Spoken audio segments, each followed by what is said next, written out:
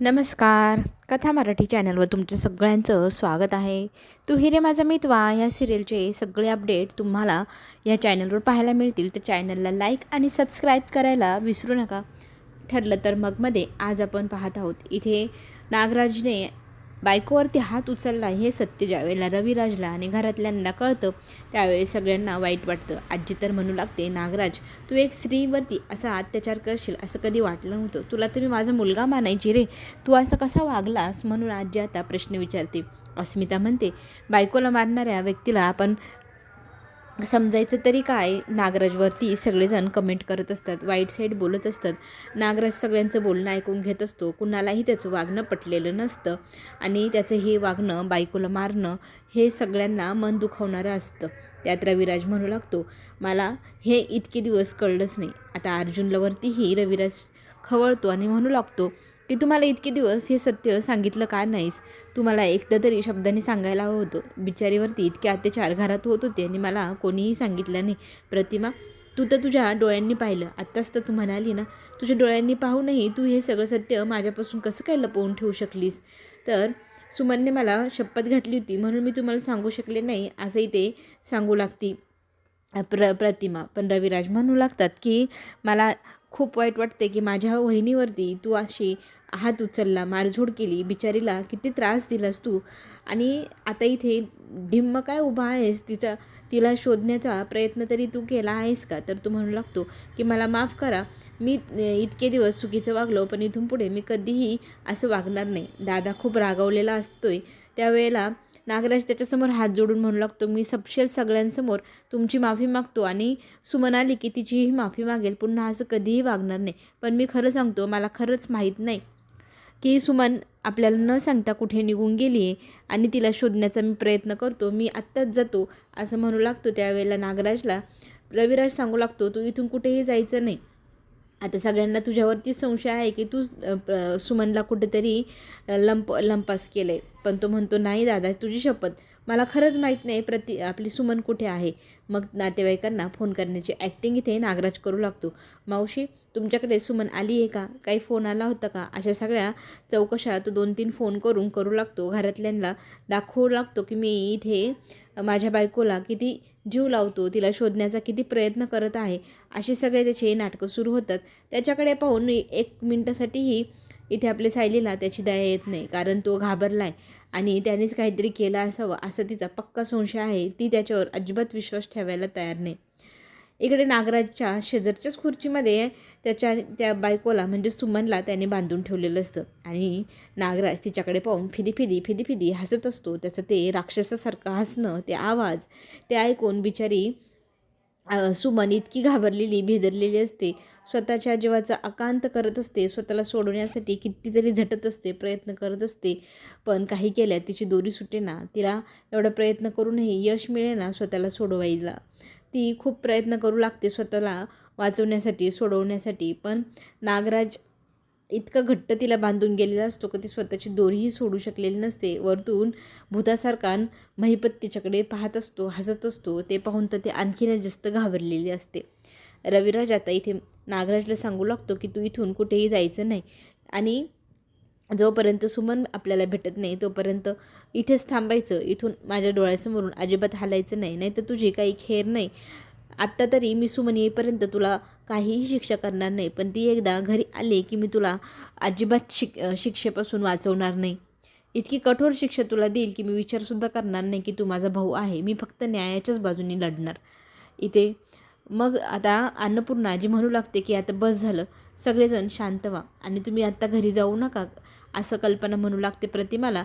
प्रतिमा ही तयार नसते थांबायला इथे, पण ती म्हणू लागते की सुमंत सापडेपर्यंत आपण सगळेजण एक सोबत राहूया. म्हणजे काही मदत लागली, काही हालचाल कळली तर आपण सगळे सोबत असल्याने एकमेकांना मदत करू शकू. तर सगळेजण इथेच थांबा.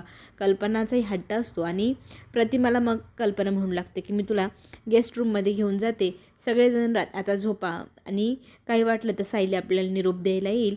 प्रतिमा तयार नसते, पण कल्पना तिला म्हणू लागते की हे बघ, आपण आता आपली काळजी घ्यायला हवी.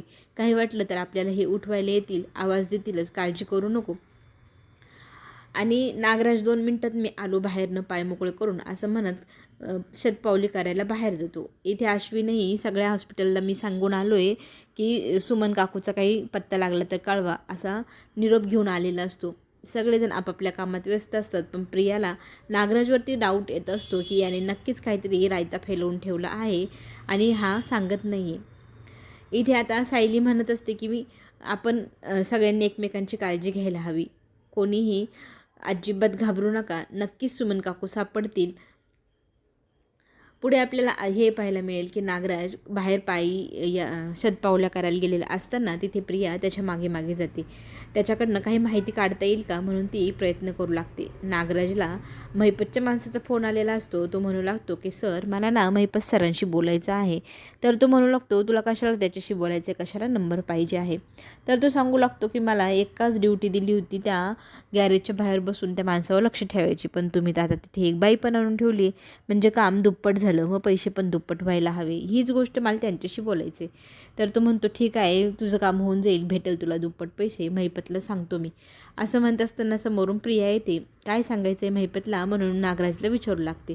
कसलं हो तुम्ही ॲक्टिंग करतात, बिचारा नवरा होयची ॲक्टिंग काय भारी केली तुम्ही, जणू काही तुम्ही काही केलंच नाही, तुमची बायको हरवली आहे, कसं तुम्ही भिजलेल्या मांजरासारखं तोंड करून उभं होतात. मला तर हसायला येत होतं.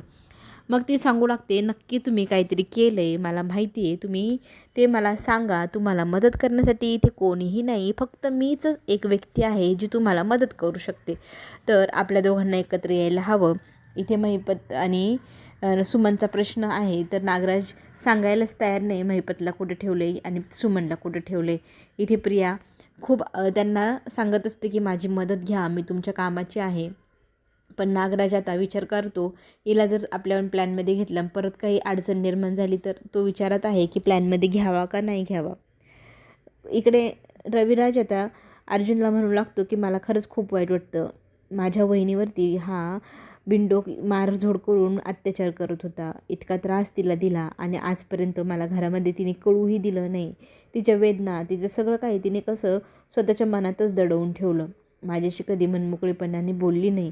मला खरंच ह्या गोष्टीचं वाईट वाटतं, माझा भाऊ हा असा वागू शकतो, ह्या गोष्टीची तर मला लाजच वाटू लागली आहे, असंही म्हणू लागतो. पण तो म्हणतो की आत्ता सुमन ज्या वेळेला घरी येईल त्यावेळेला तिच्याशी बोलल्यानंतर जर तिने शिक्षा द्यायची ठरवली ना नागराजला, तर मी पण तिच्या बाजूने उभा राहील आणि अशी कठोरातली कठोर शिक्षा त्या नराधमाला द्यायला सांगणार आहे मी. दुसऱ्या दिवशी सकाळी सगळेजण निराश असतात, कुणाच्याही चेहऱ्यावर आनंद दिसत नसतो. तर कोणी काही खाल्लं पिल्लेलंही नसतं. त्यावेळेला सायली स्वतः मग सगळ्यांसाठी चहा बनवते. सगळ्यांना सांगू लागते की आपण धीराने राहायला हवं, आपण असा अन्नत्याग करून काहीही होणार नाही, आपण हातपाय हलवायला हवे, त्यांचा शोध घेण्याचा आपण कसून प्रयत्न करूच आणि स्वतःचीही काळजी घेऊच. त्याच्यामुळे सगळ्यांनी एक एक 2-2 घास खाऊन घ्या आणि मग आपण आपले सुमन काकूला शोधण्याचा प्रयत्न करायला सुरुवात करूया, असं म्हणत इथे सायली सगळ्यांना खायला प्यायला सांगू लागते. रविराज आता घरी जाऊया असं म्हणत असतो प्रतिमाला. तर प्रतिमा म्हणत असते, भाऊजी तर दिसत पण नाही, कुठे गेले आहे. तर तितक्यातच अर्जुनला फोन येतो. लोकेशन सापडले हे सावंतांकडनं कळल्यानंतर लोकेशन सगळेजण पाहू लागतात. तर लोकेशन हे पनवेलच्या वेशीजवळच्या एका ठिकाणचं दिसते. तर ते गॅरेजजवळचं ठिकाण आहे हेही त्यांना कळलेलं असतं. आता महिपत त्याच ठिकाणी लपवलं आहे नागराजने, त्याच्यामुळे मोबाईल स्विच ऑफ केल्यावर शेवटचं लोकेशन त्या क्षणाचं मिळालं आहे हे आता सगळ्यांच्या लक्षात येतं. नागराज तर डोक्यालाच हात लावतो, काय मूर्खपणा केला आहे आपण, तिचं लोकेशन तिथं बंद झाल्याने आता सगळेजण सगळ्यात पहिले तिथेच जाणार. तर तो तिथून सगळ्यात पहिले पळालेला असतो, तिथून सुमनला आणि महिपतला हलवण्यासाठी. इथे सगळेजण विचारात पडलेले असतात की नागराज गेला कुठे. ते तर जाऊ दे, पण आता अर्जुन, सायली आणि चैतन्य निघालेले असते त्या लोकेशनवरती. तर पोलिसांना सोबत घेऊन जा असं प्रतापही सांगू लागतो. आणि मग ठीक आहे, तुम्हाला तिकडे काय होतं ते कळवतो. तर रविराज म्हणतो, आम्ही घरी जात आहे, तर तुम्हीही काही कळाल्यानंतर घरीच या आणि शक्यतो घरी याल तेव्हा सुमनला घेऊनच घरी या, अशी आमची इच्छा आहे, असं डोळ्यात अश्रू आणत रविराज सांगू लागतो. प्रतिमाही इमोशनल झालेली असते सुमनसाठी.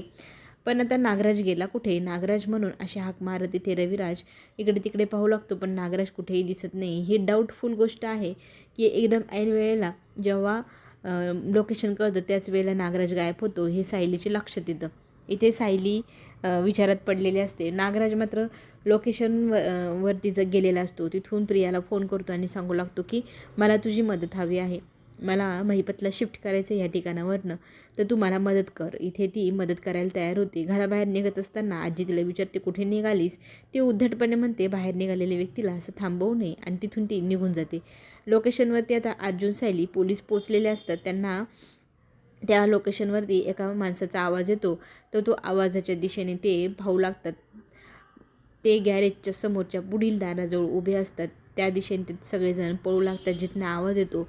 पण मग बघता बघता मागच्या दाराने नागराज आणि प्रिया महिपतलाही तिथून घेऊन फरार झालेले असतात. त्यामुळे पुन्हा एकदा अर्जुन आणि सायलीच्या नशिबी आलं तर आलं काय, फक्त रिकाम्या 2 खुर्च्या. चला तर मग पुढे जे काही होईल ते पाहण्यासाठी सगळ्यांनी चॅनलला लाईक करा, सबस्क्राईब करायला विसरू नका. म्हणजे पुढे येणारे नवनवीन ट्विस्ट, नवीन नवीन प्रोमो सगळं काही आपल्याला चॅनलवर पाहायला मिळेल. आपण पुन्हा भेटू. धन्यवाद.